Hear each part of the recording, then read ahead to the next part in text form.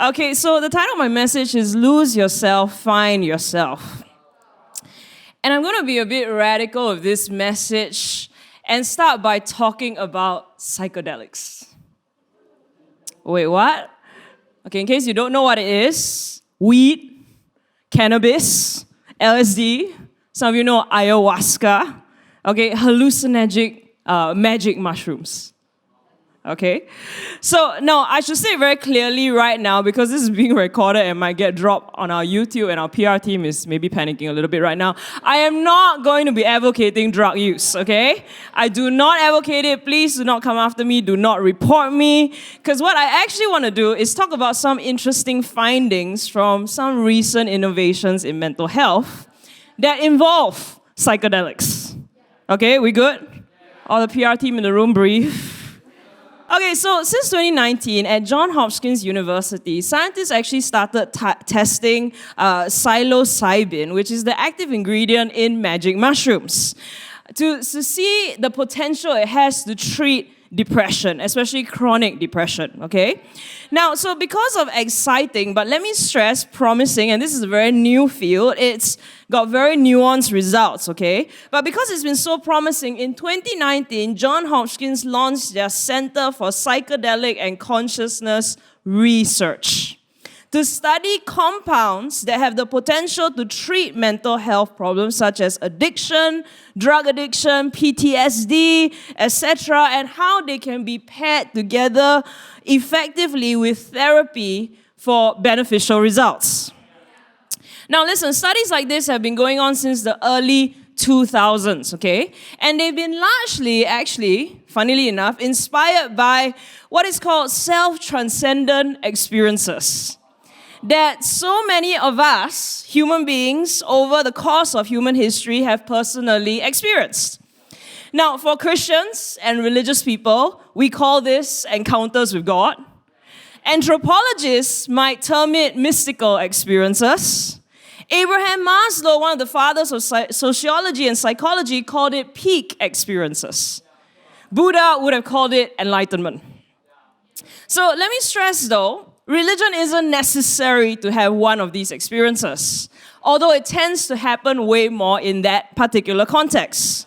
But what has made scientists want to study this phenomenon and its implications was the fact that in majority of these experiences that people had, people recounted having positive and long-term beneficial effects on their life. Things like breakthroughs with depression, grief, addiction, unhealthy patterns, emotional walls that they had struggled all their life to break down, broke down. Some reported being able to uncover their true selves, that they could let go of ideas, perceptions, expectations, deal with limitations or ego that was holding them back from their happier self. They were able to connect better with others, and some even felt free to pursue callings bigger than themselves after such an experience. Is this making you want to go trip on your own? So, one researcher at the forefront of this work, his name is David Yaden, and he's from Imperial College, who has also started a school of research for this in London, and he calls this moments of awe. That is often described by him and other researchers in studies as you experience this decreased attention to self, decreased self-absorption, and insecurity, increased feelings of connectedness. Now, before all of you want to start to go tripping on your own, all right, you need to know this. Awe is a very interesting emotion. Because neurologically in our brains, it's what is known as a complex emotion. It is one of the very few human emotions that is categorized as neither negative nor positive. It's actually classified as both, and that is extremely rare. People that have felt awe tend to describe it as simultaneously feeling overwhelmed, sometimes even fearful. They feel a transcendent, resonant love and unity, that they are not alone anymore in this world, that they are connected to something that is bigger than themselves. And that connection simultaneously feels uncomfortable and difficult even. Now, moments of awe also occur on a spectrum. We can experience little moments or major encounters. Now, I would describe one major encounter in my life as a feeling of so much awe that it felt like I might die. It was nice to find out after reading these studies that I wasn't actually alone in that experience. Because Yaden says there will always be this perception of vastness, and at the same time, a need for accommodation. Which means, need for accommodation means we feel this need to mentally process the experience in some way, to possibly start to make important changes in our lives after we experience it. You know, one neuroscientist who was also a radiologist found in his research that especially after major moments of awe, our human brains, if you were to put it in an MRI scan, actually starts to drastically rewire itself. It's estimated that if you were to ask, at least 1/3 of the human population would easily be able to articulate having had one such major encounter in their life. And another 1/3 of us would be able to go, maybe I had such an encounter, or be able to articulate that we have had smaller encounters in our life. So why am I talking about this today? Just because it's fun. No, I'm kidding, okay? The great thing about this study, and some of these scientists have said so in interviews, isn't the fact that one day psychedelics will be legalized for mental health. It's what the experiments are teaching us about our humanity, which might end up making amazing changes to the way we live and pursue joy and happiness even without the drugs. You know, what it's telling us about what it takes for us to be healthy, well-adjusted people in our lives. Which, by the way, one thing I love that David Yaden found in his research is that majority of religious people who have such experiences are actually not off their rocker or desperate or weird. In fact, the overwhelming finding for him is that religious people were some of the most well-adjusted human subjects that he studied. Maybe because they didn't need drugs to find connection. Yay me. All right, so what do I want to talk about today? I want to talk about how all of us can live with a little less ego and a little bit more connection. And I think especially during this period of prolonged stress and languishing during the pandemic and trying to figure out who we are and what we want to do with our lives and how to move forwards, I think some of this is going to help you practically speaking in 2022. So the verse I have for you today is Matthew 10:39 and 16:26. It says here, this is Jesus teaching his disciples. He says, if you cling to your life, you will lose it. But if you give up your life for me, you will find it.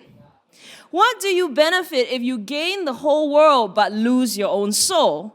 Is anything worth more than your soul? Let me just read that one more time because it's short, but it needs a little bit of time to sit. Okay? If you cling to your life, you will lose it. But if you give up your life for me, you will find it. What do you benefit if you gain the whole world but lose your soul? Is anything worth more than your soul? So what is Jesus talking about here? Obviously, he's not talking about actual dying. He's also not talking about completely and utterly losing your sense of self, your autonomy as a person, because that would completely contradict what the Bible teaches us about God's relationships with human beings and him gifting us free will. So to make it plain, I think what Jesus is saying is we need to shed the parts of ourselves that cost us our souls. And that when we are able to do that, strip away our ego, strip away, the boxes and labels and expectation that keep us low, when we tear away what is fake and what is false, that is when our true selves can emerge. That is when we find our soul and therefore begin to thrive in life. So we may not be able to get hold of psychedelics yet to shortcut us through that process, but God and human beings have been doing this process for thousands of years, letting go of our emotional and psychological dead weight in order to live free. So today I'm going to give you a couple of simple perspectives to take with you into 2022. And the first is, number one, live by your design, not comparison. Live by your design, not comparison. Whenever people quote Matthew 10:39, somehow when they read that verse, the emphasis is always on what we will lose when we follow Jesus, what we have to give and how we will diminish. But the truth is, when Jesus is speaking here about losing your life, he's actually not talking about losing. He's actually talking about uncovering the real us. That is the point of this verse. It's not the losing, but the finding. 2021 has been dubbed by economists as the year of the Great Resignation. Now, this phrase was coined by Anthony Klotz, a professor of management in Texas, to explain record numbers of people leaving their jobs, especially in first world nations. You see, thanks to the pandemic, right? Employees are citing burnout, wanting more flexible work conditions, better mental health support. I'm not sure this applies exactly in Singapore. I think some of us can't wait to get away from our families right now, not spend more time with them. But in some nations, you know what? At least a quarter of employees plan to leave their jobs within 3 to 6 months. But I think beyond being dissatisfied with our work lives, I think what's really happening is people are actually most unhappy with their actual lives. Divorce rate has also climbed, social polarization has skyrocketed, conflict is increasing. Basically, I think on some level, everybody is starting to act out on an inner frustration that we are feeling on the inside. Because prolonged stress during this pandemic is forcing us to reevaluate. Not just whether our job situation is good or bad, or whether our marriages are good or bad, but whether the roles we play and the lives we lead are even who we are really. You see, all of us go through existence being told what our lives are supposed to look like. From the time we are born to growing up, our parents have told us what our values and priorities should be. Our schools and our teachers have ingrained in us that good grades and a degree are what we need to be successful and respected. Our friends and advertising, especially on social media, tells us every day what the perfect life and the relationship and the clothes and the sneakers and the food we should be eating should be.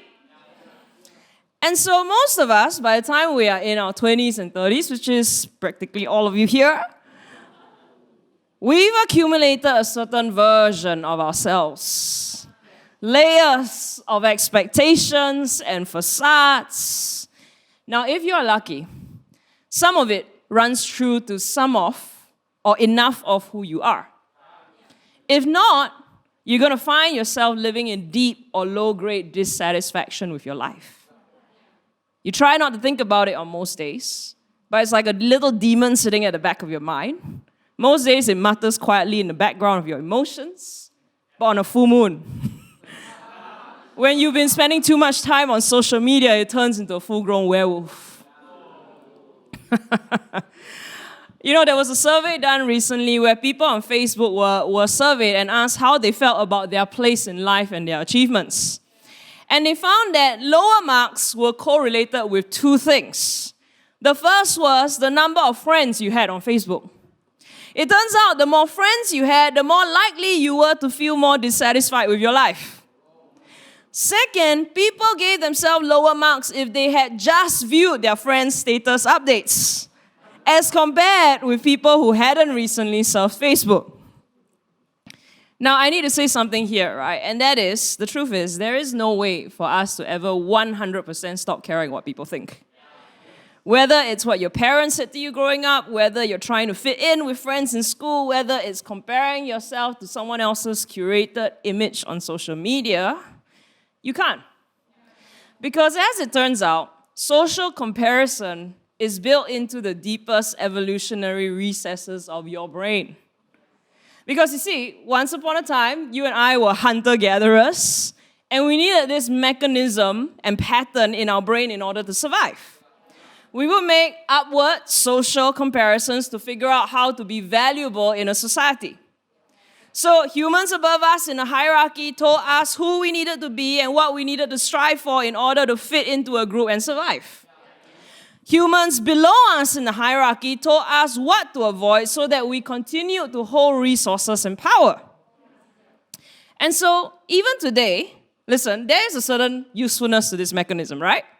When we see someone whose gifts or abilities are similar to us but is ahead of us, their example can teach us what we need to do in order to get there. When we compare ourselves to people who are behind us, well, it's a cheap and unfortunately shallow way to bolster our self-esteem. The problem is, this mechanism was not prepared for the advent of the media or social media at large.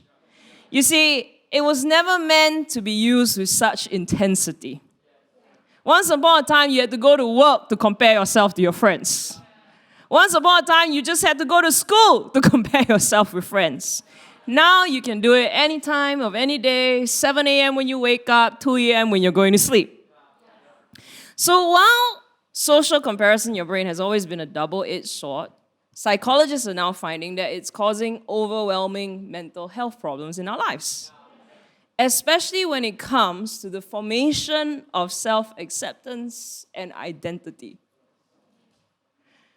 You see, the lies we see non-stop on our phones is literally causing us to lose our own. So listen, what can you do in 2022 to feel better and to start living the life you want to have? Here are some tips for you, all right? First, unplug from comparison. You know, one of the best things I do for myself every year along with our community here is we do a 6-week social media detox. Now, if it is your first time doing it, it is hard as hell. But when you do genuinely, and I mean genuinely, all the youth here, commit to it, man, you feel so much better. Your anxiety about life drops drastically during that 6 weeks. Your appreciation and gratitude for life increases. And at the very least, when you do go back to social media after 6 weeks, you become more aware of what social media is doing to you when you're scrolling. This year was my 4th year doing it. And I swear, I hated coming back to social media. I nearly deleted my account.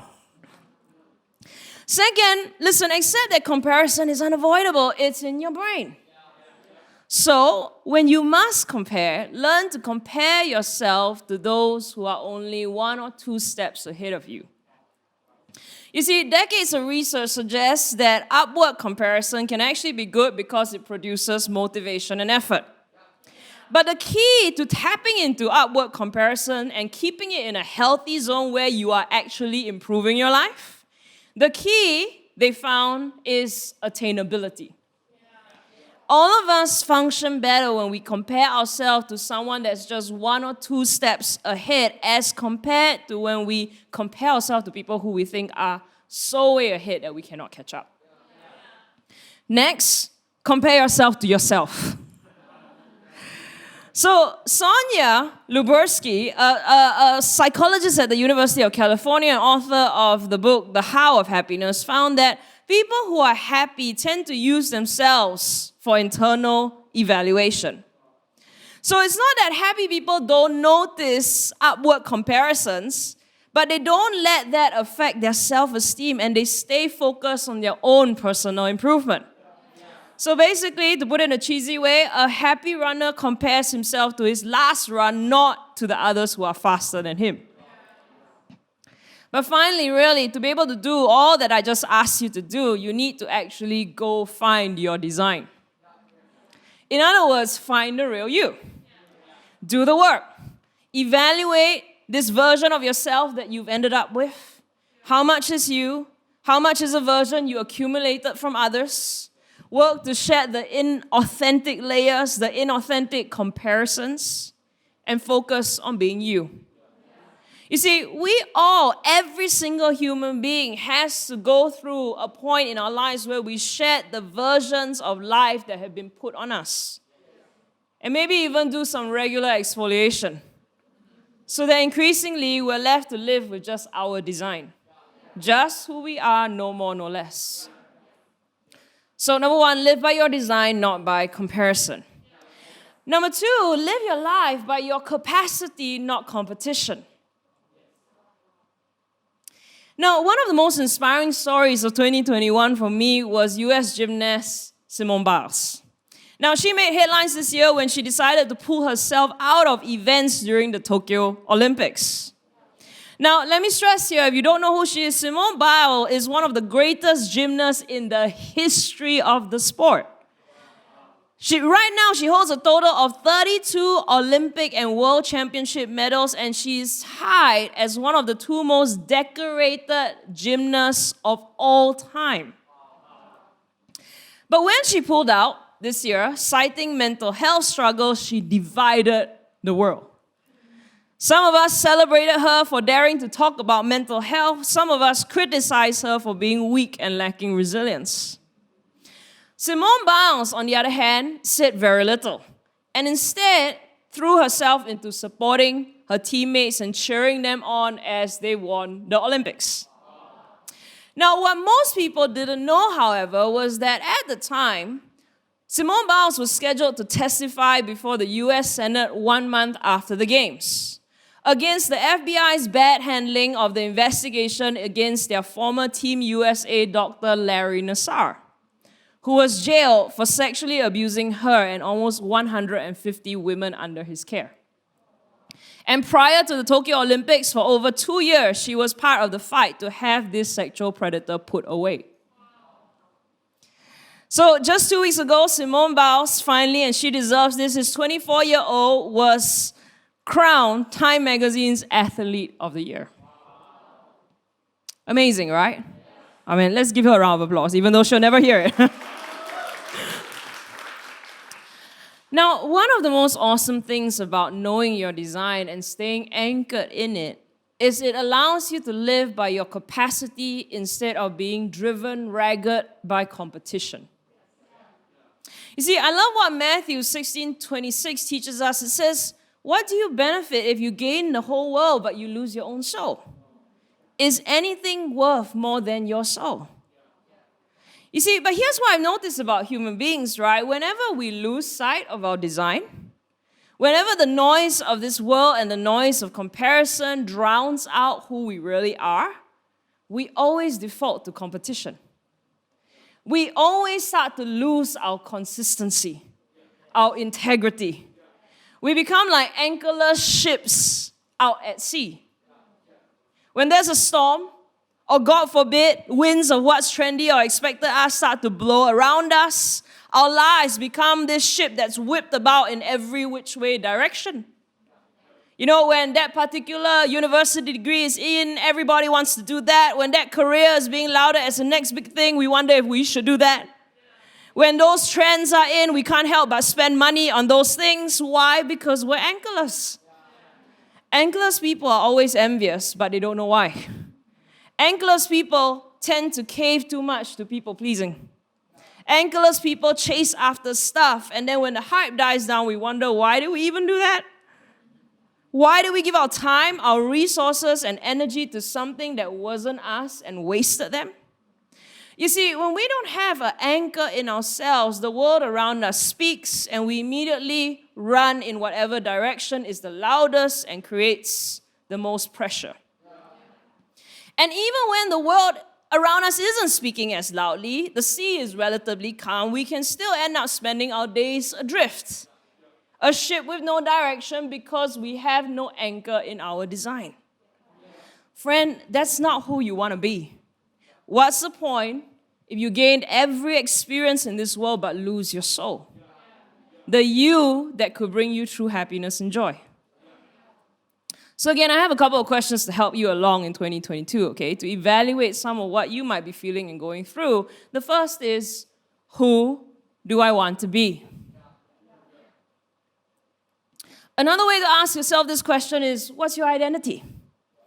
Who is the kind of person you want to become?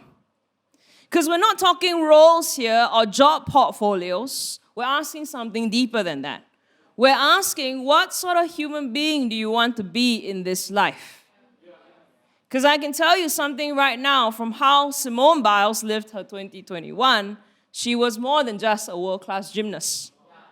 She was more than just about winning medals. She was brave. She was authentic.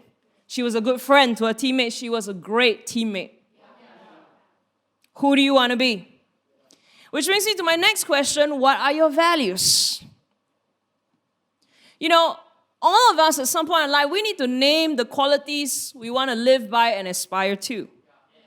And listen, don't be generic about it and just name every positive moral characteristic you can find out there or Google out. All of us have different priorities and values. List a couple of down and circle what are the top 5, what are the top 3 that are most important to you, that you expect of yourself as a human being, that you treasure most when other people do it to you. Is it kindness? Is it loyalty? Is it honesty? Amen? What are your values?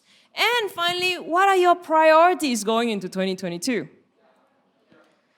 Again, we can have so many dreams and desire and bucket lists.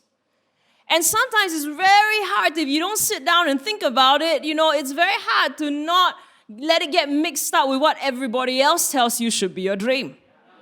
So list 10 goals, rank it, as the ones you really feel the most deeply about and they hold your attention the most, then circle the 3 most important. Because in 2022, you only have 365 days. You can't do all 20 and expect to fulfill any. Anchor down your priorities and deliberately make time and space for just those 3. And once you have all of this written down and consolidated, don't put it away in a note on your phone that you will never look at, or a page in a notebook you will never open. Put it somewhere when you can keep looking at it. Make multiple copies and put it up everywhere so that you can remind yourself. Because, friend, you only have capacity for so much. Use that capacity for your design. So live by your capacity, not competition. And finally, the point of our whole message, number 3, live by connection, not ego.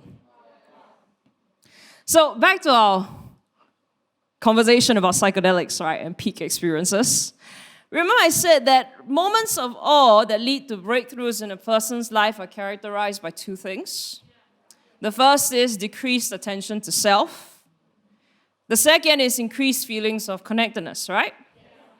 As it turns out, while these 2 characteristics are part of the same experience, they are not equally beneficial long term.